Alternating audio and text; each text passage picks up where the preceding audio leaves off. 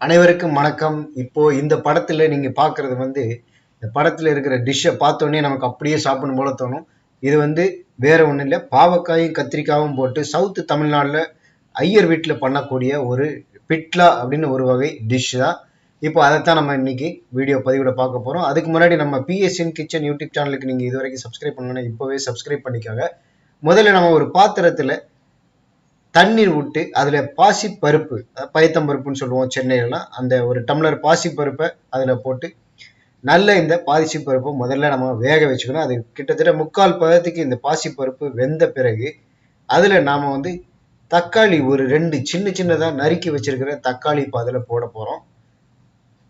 2 தக்காளிலேருந்து 3 தக்காளி கூட போடலாம். தக்காளி போட்டீங்கன்னா நல்ல டேஸ்டா இருக்கும். அதனாலதான் அந்த தக்காளி இதுல சேர்க்கிறோம். இந்த தக்காளியை போட்டு நல்லா வேக வைக்கணும்.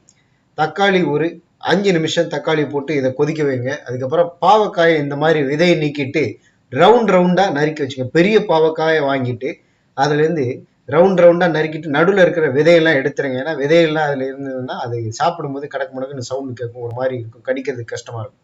இந்த மாதிரி பாவக்காயை ரவுண்டா நறுக்கி அதுல போட்டுட்டு அடுத்தது கத்திரிக்காய், அதையும் நல்ல வயலட் கத்திரிக்காய் வாங்கிட்டு, நல்ல பெரிய கத்திரிக்காய் வாங்கிட்டு அதை இது மாதிரி ரவுண்டா அதையும் நறுக்கி அந்த பாத்திரத்துல போட்டு ஒரு ஸ்பூன் மஞ்சள் தூளை நம்ம அதில் இப்போ போட்டிருக்கோம்.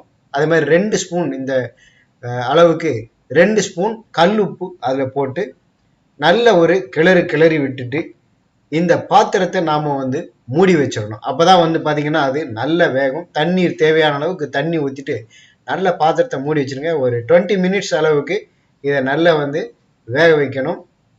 இப்ப பாத்தீங்கன்னா ஒரு 20 நிமிஷம் கழிச்சு நம்ம எடுத்திருக்கோம். அது நல்லா வெந்திருக்கு. அதுல நாம தேங்காய், ஜீரகம், 2 பச்சை மிளகாய் போட்டு நல்ல மிக்சியில போட்டு அரைச்சு வச்சிருக்கிற தேங்காய் விழுதையும் கடைசியில அதுல நாம கொட்டி நல்ல ஒரு 5 மினிட்ஸ் அளவுக்கு அதை அப்படியே நல்லா கிளறி விட்டுட்டு பெருங்காயத்தூள்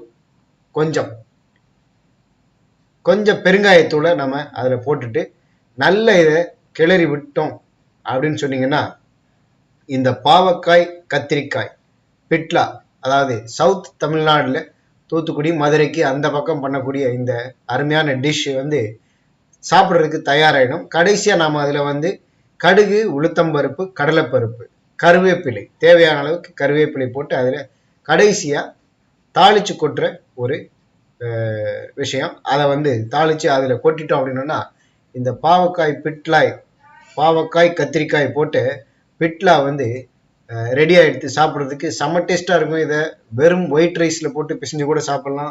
இல்லைன்னா சாம்பார் சாதத்துக்கு, வத்த குழம்பு சாதம், இதுக்கெல்லாம் கூட நம்ம இதை தொட்டுன்னு சாப்பிடலாம். பொதுவா பாவக்காய் கசப்பா இருக்கும் அப்படிங்கிறதுனால நிறைய வீட்டில் இருக்கிறவங்க சின்ன குழந்தைங்கலாம் சாப்பிட மாட்டாங்க. ஆனா நீங்க இதே மாதிரி செய்து கொடுத்தீங்க அப்படின்னு சொன்னா வீட்டுல பெரியவங்கலேருந்து சின்னவங்க வரைக்கும், குழந்தைகள் வரைக்கும், பாவக்காய் சாப்பிடாதவங்க கூட இதே மாதிரி செஞ்சு கொடுத்தீங்கன்னா நல்ல விருப்பப்பட்டு டேஸ்டா இருக்குங்கிறதுனால அதிகமாவே சாப்பிடுவாங்க. அதனால இதே மாதிரி நீங்களும் பாவக்காய் கத்திரிக்காய் பிட்ல உங்க வீட்டுல செஞ்சு பார்த்துட்டு நம்ம வீடியோக்கு கீழே உங்களுடைய கருத்துக்களை பதிவு பண்ணுங்க. வீடியோ பிடிச்சிருந்ததுன்னா லைக் பண்ணுங்க, எல்லாருக்கும் ஷேர் பண்ணுங்க, மறக்காம நம்ம சேனலுக்கு சப்ஸ்கிரைப் பண்ணுங்க. நன்றி.